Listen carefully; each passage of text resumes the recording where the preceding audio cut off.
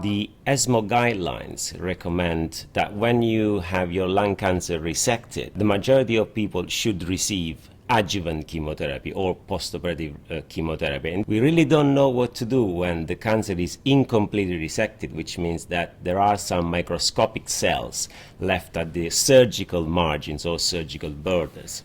But in common practice, these people will be offered adjuvant chemotherapy and or adjuvant radiotherapy. So we wanted to conduct this survey to look at the practice across thoracic oncologists in Europe, and also try to identify factors who are responsible for increased prescription of these treatments in this challenging setting. This pan-European survey sheds a lot of light on which is the standard practice of European thoracic oncologists. And in a clinical situation where you haven't got prospective evidence to guide your management,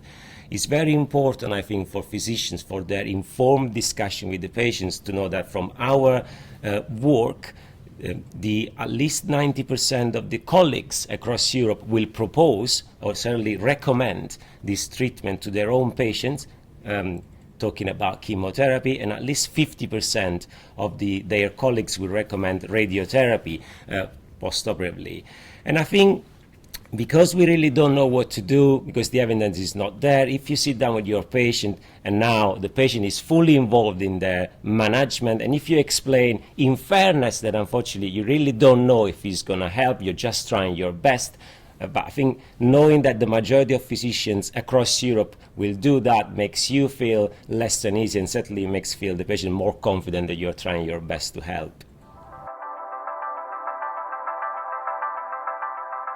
Each treatment comes with toxicity and side effects, so it's always important to balance pros and cons and taking into account the available evidence to decide which is the best treatment you can offer. In a situation where the evidence is not there to tell us what to do, I think it's very important that we take into account the patient's preferences, the general conditions of the patient, also the risk of recurrence, in order to decide if it's best or not to go ahead. From our survey, it was very reassuring to see that